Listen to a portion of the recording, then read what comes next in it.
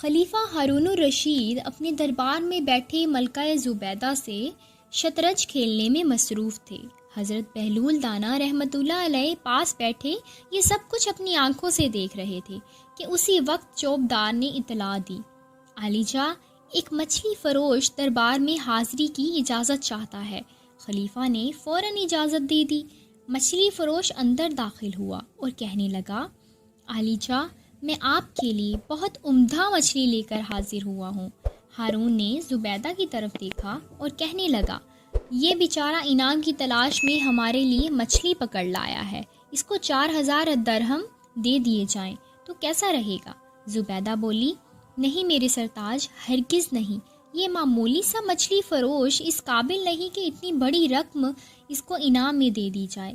اس طرح تو اور بھی بہت سے لوگ لائن لگا کر آ جائیں گے، پھر تو آپ کا اپنا سارا خزانہ ختم کر دیں گے۔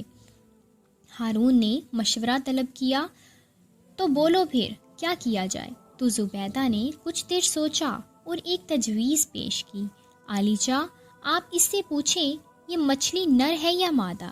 اگر وہ کہے نر ہے تو کہہ دیں کہ نر ہمیں پسند نہیں، اور اگر کہے مادہ ہے تو کہہ دیں کہ وہ ہم لیں گے ہی نہیں۔ اس طرح وہ مچھلی واپس چلی جائے گی اور ہمیں رقم بھی نہیں دینی پڑے گی۔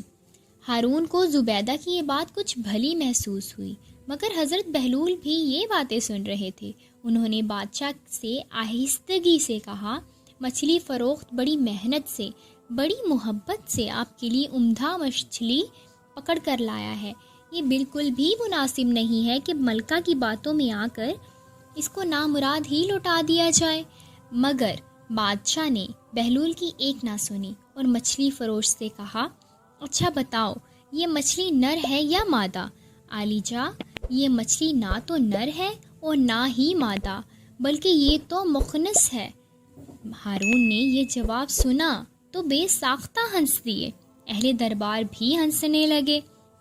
ہمیں تمہاری حاضر دماغی نے متاثر کیا ہے، تمہیں شاہی خزانے سے 4000 درہم دیے جاتے ہیں۔ مچھلی فروش درہم لے کر واپس پلٹا ہی تھا تو ایک درہم زمین پر گر گیا۔ وہ پکڑنے کے لیے نیچے جھکا ہی تھا کہ زبیدہ پھر ہارون کے کان میں سرگوشی سے بولی، آپ نے دیکھا عالی جاں یہ انسان کتنا لالچی ہے کہ ایک درہم اگر زمین پر گر ہی گیا ہے تو وہ بھی نہیں چھوڑ رہا، جبکہ باقی سب تو اس کے پاس ہی تھے نا۔ کیا خبر کوئی اور ضرورت مند آئے اور وہ درہم اٹھا کر اپنی ضرورت پوری کر لے۔